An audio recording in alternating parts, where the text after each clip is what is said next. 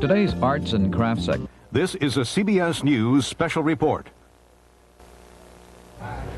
We have reports of air raid sirens going off in Tel Aviv. Tom Fenton in Tel Aviv, can you begin at the beginning and tell us what's happening there?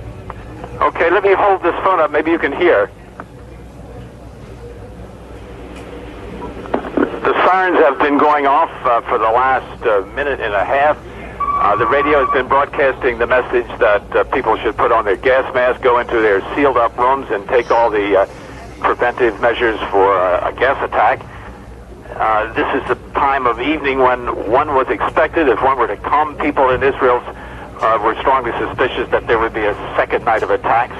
The question is whether these attacks will be conventional like last night and cause a little damage, or whether these could be chemical warfare. One thing is certain, the Israeli government apparently has not yet responded to the first attack. There's been one hit. We've just heard one hit somewhere in Tel Aviv. Oh, it begins again. 7 Scud missiles last another night, Charles, and I think after this one, there's no question that the Israeli government will respond. They held off after the first attack. It's hard to see them absorbing 2 attacks like this and doing nothing. Tom, what form would you expect Israeli retaliation to take? To try to find those mobile Scud missile launchers and take them out, or an attack on Baghdad? I think that would be the most likely thing, to try to pinpoint the launchers and to take them out. But they might also go for, say, command and control centers in Baghdad to do something spectacular. But my guess would be they try to go for the missile sites. The problem with these missiles is that they're mobile. Some of them are, and they can be wheeled out and fueled up and then shot off. Tom, this is Connie Chung. Jim Jensen of our New York station WCBS reports hearing sirens in Jerusalem too. We'll try to follow up on that as well. But in the meantime, is there any understanding of how the Israelis, if they do attack, would coordinate this with the United States, knowing full well? That has been the major problem, Connie, and one of the biggest worries of the Israeli government for the past few weeks. The United States, because of the political sensitivity of the question, the problem of holding together a coalition that includes sworn enemies of Israel, has refused, at least publicly, to coordinate militarily with Israel. Certainly by now, some of that reluctance has broken down. But the real problem would be if Israeli pilots take off and head through Saudi airspace, which will be full of American warplanes. The problem would be if there's not close coordination, Americans and Israelis could end up shooting each other down. Exactly. That was another hit. Okay, at this point, I must correct a report that I gave just a minute ago. They're now saying on the radio there have been no hits. We may have heard a sonic boom. Sometimes you can confuse the sound made by a warplane for one of these warheads. The missiles do not carry large payloads. If they're conventional TNT, it's probably something like 300 pounds because of the great distance the missiles have to travel. They have light warheads. However, you do not need a very big warhead if you're carrying chemical weapons to do a considerable amount of damage. Tom, has the government made any announcement that you know of retaliation? There's a Reuters story now from Jerusalem that says Moshe Aarons, the defense minister, says Israel will retaliate. He said, we've said publicly to the Americans that if we're attacked, we will react. We were attacked. And he is said to have said that to Israeli television. I was listening to it. I must admit I may have missed some part of it, but it seemed to me that the import of what he said is that Israel appreciated the sort of massive retaliation that the United States has indulged in, but it could not rely on the United States alone. I think the message is clear. The cabinet met this morning for quite some time, both the full cabinet and then a more restricted war cabinet. And observers, well-connected people who talked to cabinet ministers, got a very clear message that Israel might absorb a first series of attacks, the attacks last night. But there was no question that if there was a second series of attacks, Israel would respond. I think now it's almost certain that we'll get some sort of a response from Israel if there are more hits. I must say now, though, that so far we have no confirmed reports of hits. Just the air raid sirens going out, people putting on their protective clothing and their gas masks. No reports of any hits yet. Tom, just so that everyone understands where we stand right now, you have only heard sirens. What you thought was a hit before was maybe perhaps a sonic boom or whatever. But there have only been sirens. Are the sirens going on now? No, these sirens are now off. They're louder tonight than they were last night. That was a complaint that many people had, that they were hard to hear. There's also, of course, a report on the radio at the same time. So most people are listening to the radio 24 hours a day now, and if they're not, as soon as the sirens go off, they listen to the radio and television for instructions. I see. When you held your phone up to the sirens, we could not hear it. I just wanted to mention that to you.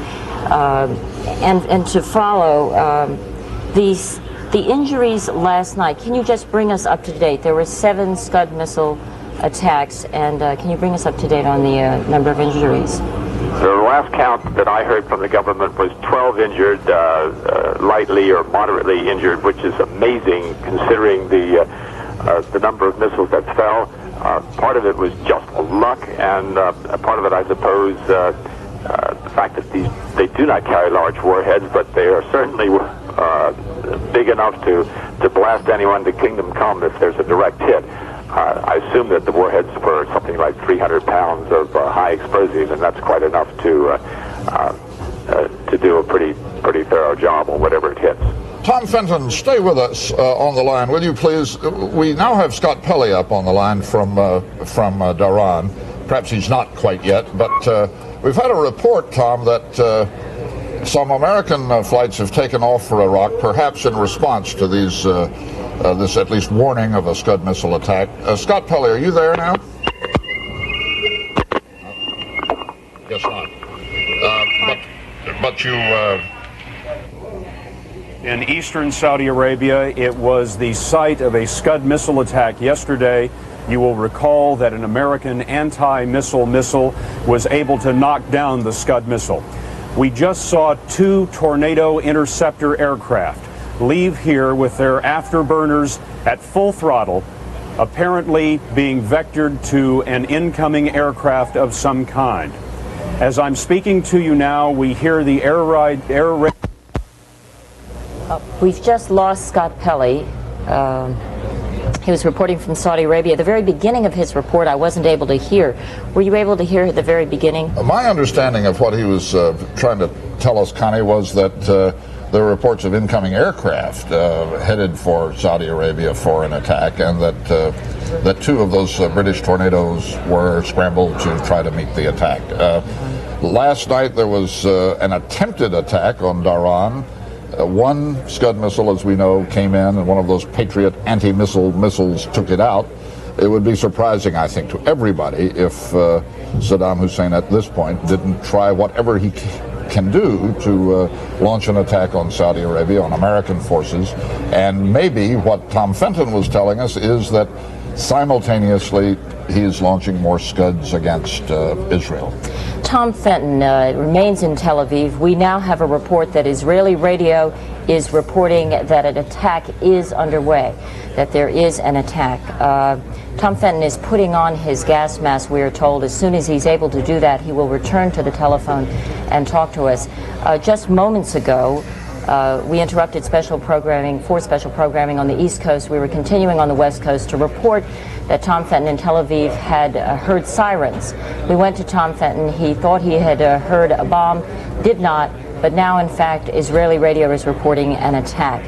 We will go to Tom Fenton as soon as possible. We just went to Scott Pelley in Saudi Arabia, and that was cut off very abruptly.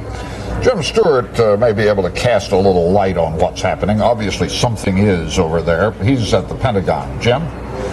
Charles, there is no confirmation here at the Pentagon that there's been any new Scud attack against Israel, and we understand that the White House, too, has no word of this. They are watching and listening and hearing of this just as we are from Tom Fenton and Scott Pelley.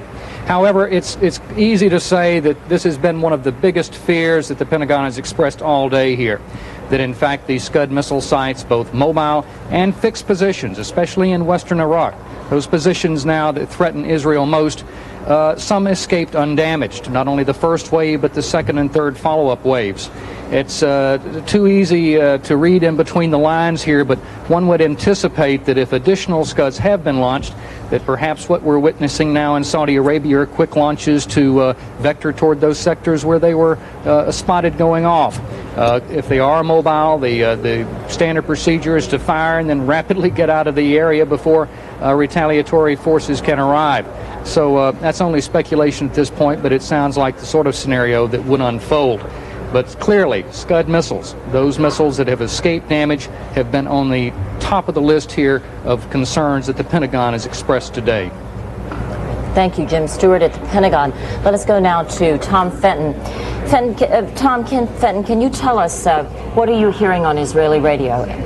Okay, the Israeli Army spokesman says, that the sirens have gone off. People have been instructed to put on gas masks, to turn off the air condition, and to go into their sealed rooms.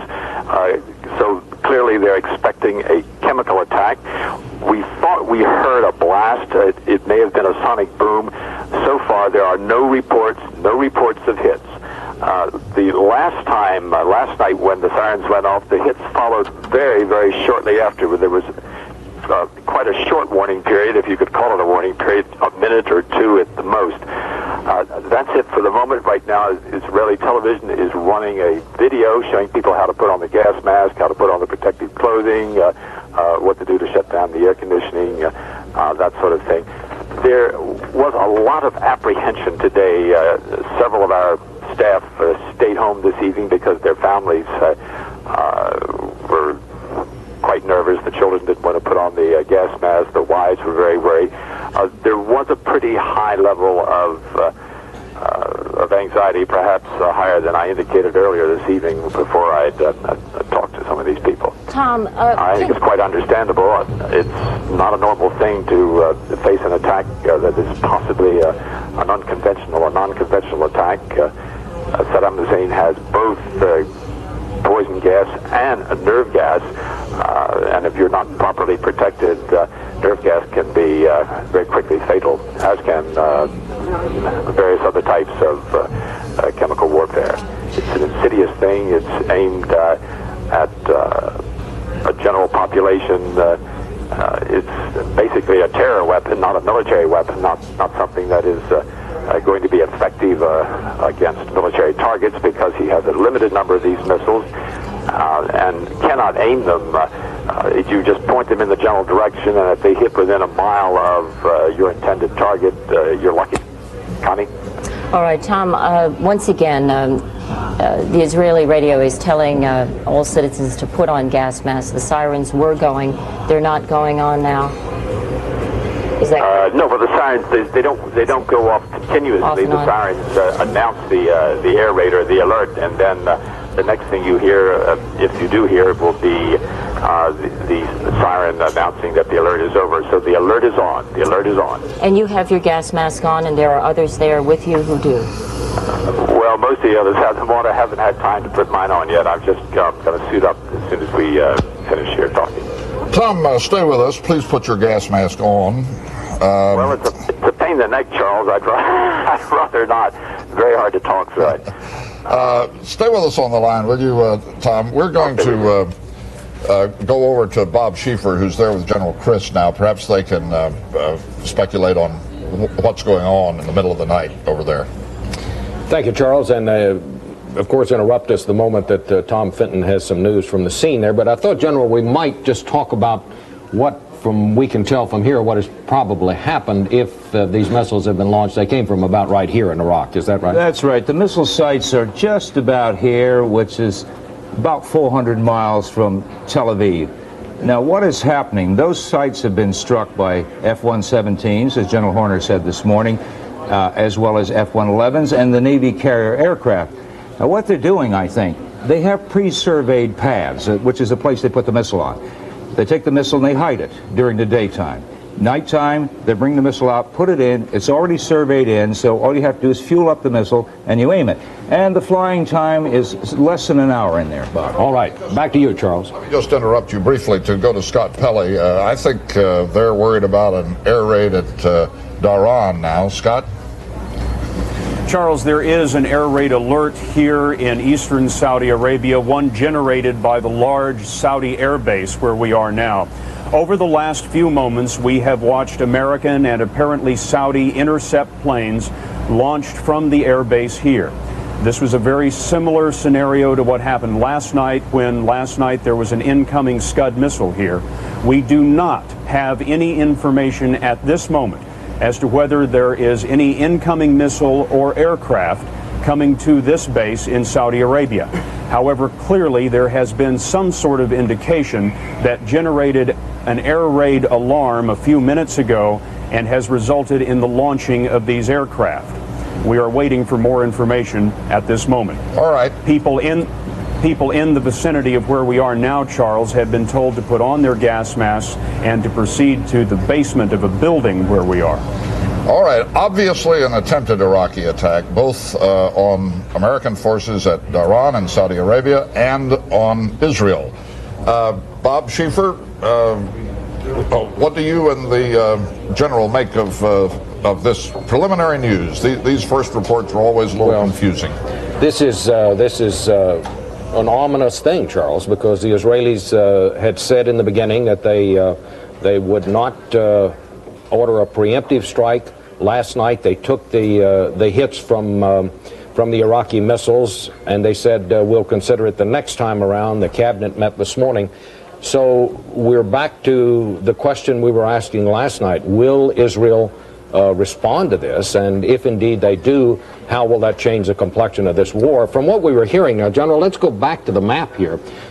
This is where Scott Pelley is, right, Dhahran. So obviously the Iraqis who have moved missiles into this part of their country to fire on Israel, they must be down in here somewhere, I would take it. What they've done, Bob, and we've just found this out, they have now moved Scuds in and around Kuwait area.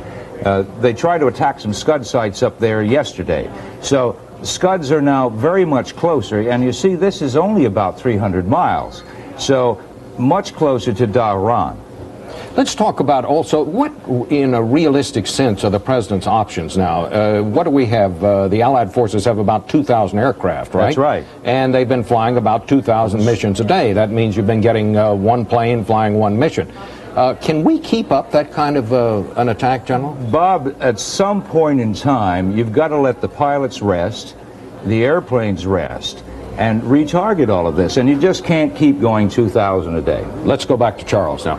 No, I'm sorry. Look, General, I'm seeing they're showing tape now. This is some of the bombing pictures that we saw earlier today from the news conference. Why don't you try to make out for us what this is? Well, I think we're looking off the top of the hotel at Dhahran. We're seeing something going up in the air. It looks like an aircraft. Back to Charles. All right. Thank you, Bob. We needed to interrupt Bob and General Chris because we want to go to Leslie Stahl. Leslie, we have received reports that an attack is underway against Israel, and at least the Iraqis have perhaps made an attempt to attack Saudi Arabia's, the American bases at Saudi Arabia. What can you tell us at the White House? At the White House, they have no independent knowledge of the attack. They're watching television like everybody else. A lot of heightened tension here. I will tell you, eerily enough, that the president was on the phone with Yitzhak Shamir, the Prime Minister of Israel. I think it's the first time they've talked to each other directly. Right before the sirens went off in Israel, moments before, Marlon Fitzwater, the press secretary, just told us that the call was made at about 1:45, obviously urging that Israel not retaliate if they are struck again. This is very eerie because when they spoke, this attack was not known apparently. So the diplomatic maneuverings to keep Israel out of this had been going on. President obviously getting some kind of report out of that cabinet meeting that had taken place. Heightened tension here. The president was scheduled to go to the Pentagon for a briefing in about a half hour. It's unclear whether he will now go or not. Everybody watching television here at the White House trying to see what happens from here on. Leslie, Israeli radio says that the sirens that everyone heard were not a drill. It was, in fact, legitimate, and the sirens that our Tom Fenton heard were there. Tom Fenton tells us that all Israeli citizens were told to put on their gas masks. Charles? I think Tom may be able to tell us more about this. I think there's a difference in the siren they sound when they suspect a conventional attack and the one that they sound for the people when they expect a chemical attack. A two-tone siren or something of the sort, and no matter what kind of siren he's hearing, it's very worrisome. Must be for you. Tom, are you there with us still? Yes, I am, Charles. I think it's a little separate here. It's the same siren for both. Then you're supposed to turn on the radio and listen to the instructions. And as I said earlier this evening, it's whether it's upstairs or downstairs. If they consider that it's likely to be a chemical attack, you're supposed to go up into the sealed rooms. If it's a conventional attack, or if the guess is that it's going to be a conventional attack, you're supposed to go down to the basement shelters. Of course, there's absolutely no way of knowing what's in the warhead until it hits. Here's something you could clarify for us. How do the Israelis know when to set off the sirens? Because a Scud missile comes in so low. Do they pick them up on radar? Well, the answer is that yesterday they only picked them up at the very last minute because we got a warning after the first siren. We got a warning of about a minute and a half before the first hits. These are insidious weapons from that point of view. It's almost impossible to protect yourself. Where you get advance warning, if you do, is while the missiles are being loaded up. It takes about their liquid fuel missiles, very old-fashioned, quite similar to the sort of V-1s and V-2s, I suppose, that the British got during World War II. While they're being loaded up there, and that should be done out in the open because it is a very dangerous process using liquid fuel, you have a chance to spot them. But of course, if they're loading them up at nighttime, it may be difficult for satellites to pick them up. I'm not an expert on that sort of thing. So that you may not get any warning until they're actually fired off. And then it takes about, I think, 5 minutes or so to travel the distance. I'm not sure how long it is. All right. Thank you, Tom. Just to sum up very briefly the situation as we know it right now, Israeli radio has announced that an attack on Israel is underway again tonight. And there are great suspicions around Iran, the big American base in Saudi Arabia, that Iraq is attempting an attack on Saudi Arabia as well. Jim Stewart at the Pentagon may be able to add a little something to this. Jim? Charles, the Pentagon officials have just told CBS News that they are fairly confident, and those are their words, fairly confident that this is not a Scud attack on Israel. Now, it's unclear at this time exactly what they base that knowledge on. Presumably, as Tom Fenton pointed out, some satellite imagery has become available to them. We just don't know at this point, but they say they are fairly confident it is not a Scud attack. Well, perhaps, is Tom Fenton still on the line here? Perhaps he can shed some light for us. Tom, are you still there? Tom Fenton. Connie, I'm here. There's another warning siren. The alert is still on. I have no other explanation for it except that means people are to remain suited up, remain in the sealed up rooms, and remain with the gas masks on. We haven't heard, to our knowledge, any explosions. There have been no reports, to our knowledge, of any hits. I'm just going to see if we can listen to the radio now to see what they're saying.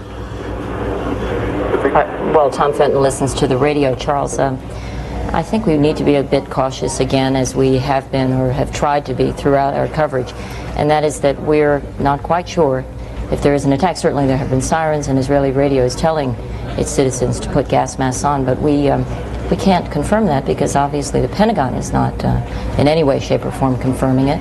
I think if we hear from the Pentagon some definitive word, we can proceed. So far, we should emphasize, there are no reports of any of these missiles or bombs from aircraft striking the ground. Let's go back to Bob Schieffer and General Christ now while we wait for news from the Persian Gulf.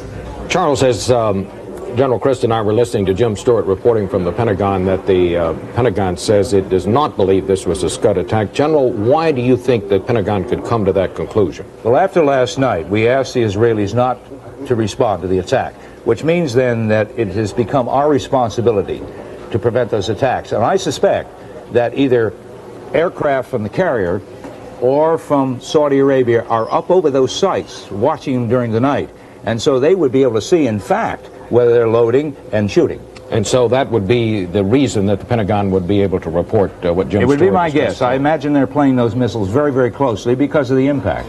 So it's just speculation here, Charles, but perhaps that is indeed why the Pentagon has given that information to Jim Stewart. All right, some solid information from Tom Fenton now, I think. Tom? Yes, Charles, the siren we just heard was an all clear, which means that temporarily you can leave your sealed up room, take off your gas mask, and just remain indoors and continue to listen to the radio. So whether there was a hit anywhere, I don't know. It may just have been a false alarm, but there was a full-scale alert. The sirens went off. People went into the sealed rooms. They put on their gas masks, and now we've just gotten the all clear. I doubt, however, if that's the end of it all for tonight. The evening is just beginning. This is the danger period. We'll keep in touch with you and, of course, let you know immediately if there's any change. This is the Jewish Sabbath has begun, has it not? It began at dusk, your time? The Jewish Sabbath began at dusk. In fact, I think they pushed it up a little early this evening for obvious reasons. It's not a very happy Sabbath. There is a considerable amount of anxiety, as you can imagine. I've heard from some of the employees of CBS that their families were quite upset. In one case, the child didn't want to put on his gas mask. It's the sort of thing that you can imagine yourself. The fear of the unknown, to a large extent, if you've never been subjected to a chemical warfare attack, and thank God very few people have been since World War I. It's Saddam Hussein who has resurrected this terrible weapon of mass destruction. Tom, thank you so much. We have I think, of the Israelis are probably at home because it is the Jewish Sabbath. They're indoors listening to their radios. To recap, the all clear has been given in Israel. We had been told that there were sirens not only in Tel Aviv but in Jerusalem as well. But the all clear has been given. The Pentagon has made clear that it does not believe any attack occurred. We should just add before we sign off for the time being that if the Iraqis are attempting attacks, they're not the only ones tonight. We learned that U.S. warplanes based in Turkey now have taken off to attack Iraq. So Iraq is being attacked from every direction except due west, where the Israelis, to our knowledge, have not yet launched a retaliatory attack. All right, with Connie Chung, I'm Charles Kuralt. We'll return to the air with CBS News coverage of this war in the Gulf as events warrant. And you've been watching continuous coverage here in CBS of the Gulf War. Obviously high anxiety in the area of Israel and also parts of Saudi Arabia, with fears that missile strikes might be underway. At this point, that appears not to be the case. We will monitor the network closely for you and keep you apprised of developments as they pertain to Operation Desert Storm back here in Middle Tennessee and southern Kentucky. And we'll continue in a moment with more of Talk of the Town. If you think Michael's is just an arts and crafts store, you're in for a big surprise. For a huge selection of party decorations and supplies, no place is more fun than Michael's. Don't you just love surprises? When we say Michael's is more than just an arts and crafts store, we're not just telling you a yarn. For needlepoint, crochet, or cross-stitch, Michael's has all the items to make your project just so. Get it? Yarn? At Furniture World, 12 plus 10 equal 20. That's 12 months free interest plus a 10% discount or a 20% discount for cash. Good on all furniture and bedding, including Broyhill, Kincaid, Stratolanger, and Jameson. With over 80,000 square feet, you'll find quality and selection at Furniture World, Franklin and Nashville. It's LA Joe Madness! 25% off is all you have to know! Joe! Everything at LA Joe is 25% off! Every price at every department is 25% off! LA Joe has always had low prices, now they're 25% off! Clothing for mom, dad, and the kids! Sporting goods and hardware, shoes and jewelry! Everything at LA Joe is 25% off our regular low price! These prices can't last forever! This sale ends Sunday! Don't miss the 25% off sale at LA Joe! LA Joe! Understand, this is nothing personal. It's business. Before we get started, what do you want on your tombstone? Mushrooms and red peppers.